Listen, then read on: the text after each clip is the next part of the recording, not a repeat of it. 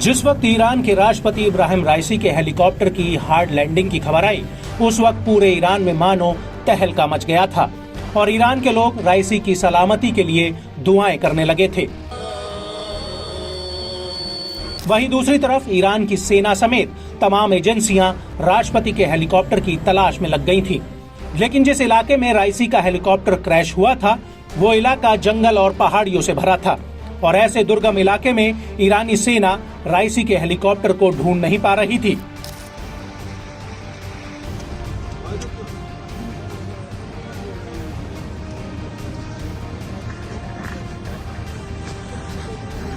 लेकिन जो काम ईरानी सेना नहीं कर पाई, वो काम तुर्की के एक ड्रोन ने एक झटके में कर दिया और तुर्की के इस ड्रोन की बाज जैसी नजर की बदौलत ही राइसी के हेलीकॉप्टर को ढूंढा जा सका और उसके बाद ही ईरान ने आधिकारिक रूप से राइसी और ईरानी विदेश मंत्री और अन्य अधिकारियों की मौत की पुष्टि की।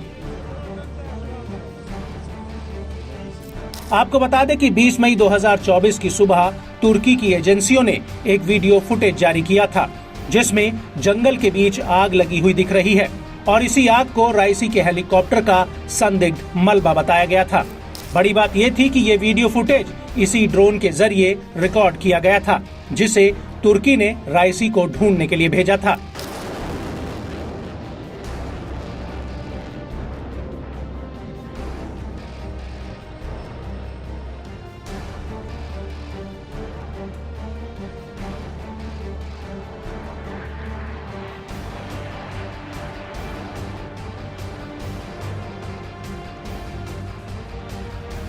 लेकिन बड़ा सवाल यह है कि ईरान के घने जंगलों और पहाड़ियों के बीच राष्ट्रपति इब्राहिम राइसी के हेलीकॉप्टर को ढूंढ निकालने वाला ये ड्रोन आखिर कितना ताकतवर है और इस ड्रोन की क्या क्या खासियतें हैं। तो आपको बता दें कि बैरक्टर अकिंसी ड्रोन को तुर्की की डिफेंस कंपनी बैकर ने बनाया है। ये ड्रोन अपने आप में ही बेहद ही ताकतवर है। इस ड्रोन की सबसे बड़ी खासियत यह है कि ये कई तरह के पेलोड्स को अपने साथ ले जा सकता है और इसके पंखों का डिजाइन भी अपने आप में अनोखा है। ये ड्रोन तुर्की के कई मिलिट्री एप्लीकेशन को एक मजबूत मंच प्रदान करता है और ये तुर्की की ड्रोन टेक्नोलॉजी की ताकत में प्रगति का एक प्रतीक भी माना जाता है। इस ड्रोन में 2 टर्बो प्रॉप इंजन लगे हुए हैं। इसके दोनों पंखों की कुल लंबाई 20 मीटर है और इसी वजह से ये ड्रोन अन्य ऑपरेशन में ताकतवर साबित होता है। पूरी तरह से ऑटोमेटिक नेविगेशन और रूट ट्रैकिंग फीचर लगा हुआ है। ये ड्रोन 24 घंटे तक उड़ान भर सकता है। इसकी ऊंचाई 4.1 मीटर है। ये 1500 किलोग्राम तक का पेलोड ले जा सकता है और इस ड्रोन की लंबाई 12.2 मीटर तक है। ये 30,000 फीट से लेकर 40,000 फीट की ऊंचाई पर उड़ान भर सकता है।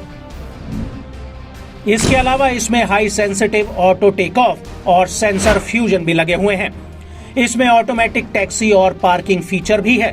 इसके अलावा इसे अर्ध स्वतंत्र पायलट मोड सपोर्ट सिस्टम भी लगा हुआ है।